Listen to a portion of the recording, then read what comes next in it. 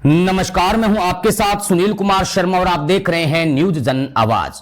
भारत अपने हितों की रक्षा करने में सक्षम, समर्थ, सशक्त और स्वतंत्र, यह कहना है श्रीमान शेखावत जी का। पहलगाम आतंकी घटना पर पाकिस्तान को केंद्रीय संस्कृति एवं पर्यटन मंत्री की दो टूक। बोले ये नया भारत घर में घुसकर मारेगा, पहलगाम का माकूल जवाब दिया जाएगा। जोधपुर से राजस्थान स्टेट हेड चित्रेश बोहरा की खास रिपोर्ट।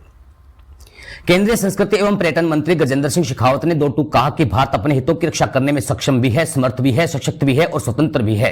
पहलगाम में आतंकी घटना पर शेखावत ने कहा कि यह नया भारत है, घर में घुसकर मारेगा। शनिवार को जोधपुर प्रवास के दौरान केंद्रीय मंत्री शेखावत ने पत्रकारों के साथ अनौपचारिक बातचीत की। पहलगाम आतंकी हमले और उसके बाद पाकिस्तान में भय के माहौल से जुड़े सवाल पर केंद्रीय मंत्री शेखावत ने कहा कि पाकिस्तान में भय होना भी चाहिए। गोस्वामी तुलसीदास जी ने रामचरितमानस में लिखा है, भय बिनु हो प्रीत। मुझे लगता है कि जब भारत ने उरी और पुलवामा के बाद सर्जिकल स्ट्राइक का संदेश दिया था कि भारत की भूमि और बाहर से हमारे विरुद्ध चलने वाली गतिविधियों को बर्दाश्त नहीं करेंगे, उसके बाद पिछले 5-6 साल से कोई बड़ी आतंकवादी घटना नहीं हो पाई थी। अब फड़फड़ाते हुए एक बार फिर ऐसी कायराना हरकत की गई है। शेखावत ने कहा कि यह नया भारत है, घर में घुसकर मारेगा, पहलगाम की घटना का माकूल जवाब दिया जाएगा। प्रधानमंत्री जी इस बात का खुले में इजहार भी कर चुके हैं। पाकिस्तान के नेताओं के गोरी गजनवी मिसाइल और एटम बम की धमकी देने के सवाल पर शेखावत ने कहा कि गोरी गजनवी पहले भी थी। गोरी गजनवी तो भारत में आकर अनेक बार चोट खाकर गए थे। जब हमने एयर स्ट्राइक की थी तब भी गोरी गजनवी मिसाइल थी।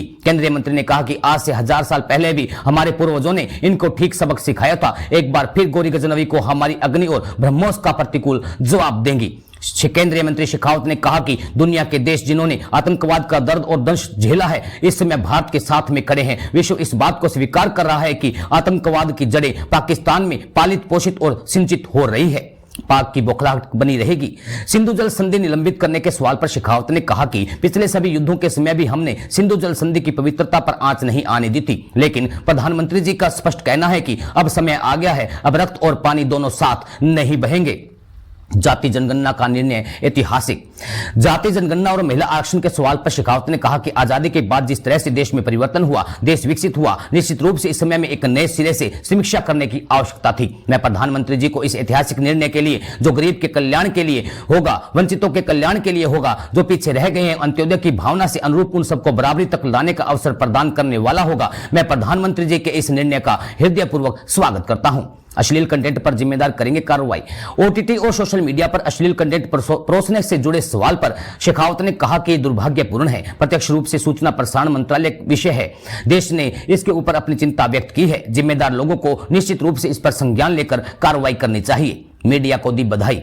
विश्व प्रेस स्वतंत्रता दिवस पर शेखावत ने कहा कि विश्व में सभी जगह प्रेस और जर्नलिज्म का अपना बड़ा योगदान है। भारत की आजादी के समय और बाद में देश में लोकतांत्रिक व्यवस्था को परिपक्व बनाए रखने में, लोकतंत्र को सही मार्ग पर रखने में जितनी बड़ी भूमिका न्यायपालिका ने अदा की है, उतनी ही बड़ी भूमिका मीडिया की भी है। अब दुनिया का परिदृश्य बदल रहा है। सोशल मीडिया से एक नया मीडिया वर्टिकल खड़ा हुआ है। अनेक बार हमने अनुभव किया कि सोशल मीडिया की न्यूज का प्रवाह फॉर्मल मीडिया भी नहीं, कहीं न कहीं बहता और दबाव में आता हुआ नजर आया।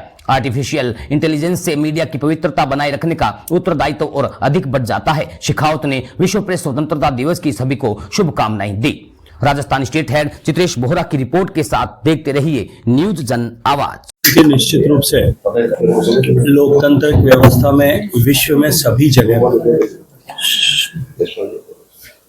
प्रेस और जर्नलिज्म का एक अपना बहुत बड़ा योगदान है।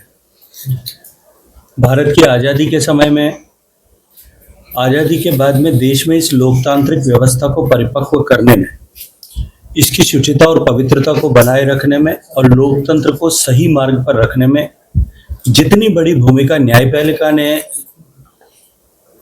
अदा की है, उतनी ही बड़ी भूमिका दैनंदिन जीवन में प्रेस ने, मीडिया ने की है। आज क्योंकि प्रेस स्वतंत्रता का दिवस है और दुनिया का परिदृश्य बदल रहा है, सोशल मीडिया के आने के बाद में जिस तरह से एक नया मीडिया वर्टिकल खड़ा हुआ, जिसमें बिना किसी ऑथेंटिसिटी के न्यूज़ डाली गई, और उनके चलते हुए अनेक बार हमने अनुभव किया कि सोशल मीडिया के न्यूज़ के प्रवाह में हमारा जो है वो फॉर्मल मीडिया भी कहीं ना कहीं बहता हुआ और दबाव में आता हुआ नजर आया। अब क्योंकि आने वाले समय में आर्टिफिशियल इंटेलिजेंस आ रहा है, तब निश्चित रूप से मीडिया को मीडिया की पवित्रता बनाए रखने और जर्नलिज्म का उत्तरदायित्व और अधिक बढ़ जाता है। ऐसे में पत्रकारिता के जगत में काम करने वाले सभी साथियों को और अधिक महत्वपूर्ण दायित्व के साथ काम करने की आवश्यकता है। आज क्योंकि हमारा देश एक संपरिवर्तन के दौर से गुजर रहा है और हम आजादी के 75 साल पूरा करके अमृत काल में प्रवेश कर चुके हैं। 2047 तक हमारा भारत विकसित बने और ऐसे सब लोग जिन्होंने देश को स्वतंत्र कराने के लिए अपना जीवन जवानी समर्पित की, उन सबको हम श्रद्धा सुमन अर्पित कर सकें। इस संकल्प के साथ में जब देश आगे बढ़ रहा है तब निश्चित रूप से हमारी इस व्यवस्था के चौथे स्तंभ की उत्तरदायित्व और महत्ता भी बहुत अधिक बढ़ जाती है। मैं आप सब पत्रकार मित्रों को प्रेस स्वतंत्रता दिवस की बहुत सारी शुभकामनाएं देते हुए हम सब लोग इसके दायित्व को समझें, इसके दायित्व के साथ में आचरण और व्यवहार करें और समयानुकूल आचरण और व्यवहार करते हुए लोकतंत्र को और अधिक परिपक्व करने और देश को विकसित करने की दिशा में नियोजित करें। आप सबको बहुत सारी शुभकामनाएं। सर, लेकिन निश्चित रूप से भय है और भय होना भी चाहिए। गोस्वामी तुलसीदास जी ने रामचरितमानस में लिखा है, भय बिन होए न प्रीत। और मुझे लगता है कि भारत ने जब उरी और पुलवामा के बाद में सर्जिकल और एयर स्ट्राइक करके जिस तरह का संदेश दिया था कि भारत की भूमि और भारत की धरती से बाहर भी हम किसी देश, किसी भी धरती पर भारत के विरुद्ध चलने वाली गतिविधि को बर्दाश्त नहीं करेंगे, ये नया भारत है, घर में घुस के मारेगा। जब ये संदेश दिया उसके बाद में लगभग पिछले 5-6 साल से कोई बड़ी आतंकवादी घटना नहीं हो पाई थी, लेकिन मुझे लगता है कि दिए ने अंत में फड़फड़ाते हुए एक बार फिर कहीं ऐसी कायराना हरकत की है। माकूल जवाब दिया जाएगा। माननीय प्रधानमंत्री जी इस बात का जो है खुले में इजहार कर चुके हैं। देश की सेनाएं उसके लिए पूरी तरह से तैयार है। लेकिन उससे भी बड़ा भारत ने जो ऐतिहासिक फैसला माननीय प्रधानमंत्री जी ने किया, 1960 से लेकर के 60 के बाद 65 का युद्ध, 71 का युद्ध, कारगिल का युद्ध और ये छद्म युद्ध जो लगातार 71 के बाद से चल रहा था, उसके बावजूद भी हमने कभी इस सिंधु जल संधि की पवित्रता पर आंच नहीं आने दी। लेकिन माननीय प्रधानमंत्री जी का ये कथन कि अब समय आ गया है जब रक्त और पानी दोनों साथ नहीं बहेगा, और निश्चित रूप से आजादी के 75 साल बाद में इस अवसर पर हमको इस पर भी विचार करने की आवश्यकता है कि किस दबाव में क्यों करके भारत के हितों के साथ, भारत के किसानों के हितों के साथ, भारत के लोगों के हितों के साथ में हमेशा के लिए समझौता करते हुए इस संधि को किया गया।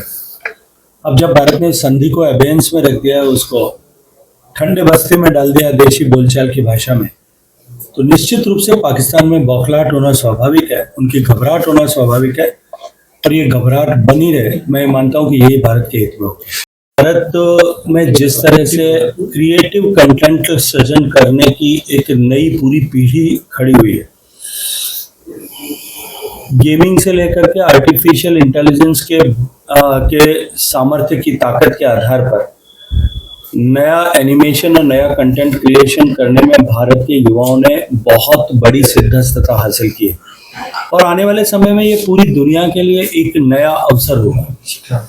ऐसे में भारत की संस्कृति को, भारत की कला को, भारत के पर्यटन को ऊंचाई देने के लिए इस प्लेटफॉर्म का ठीक से उपयोग किया जा सके और आने वाले समय में जिस तरह से इकोनॉमी के लिए डावोस की कल्पना की जाती है, ठीक उसी तरह से कंटेंट क्रिएशन और क्रिएटिविटी के लिए एक ग्लोबल प्लेटफॉर्म भारत में बने।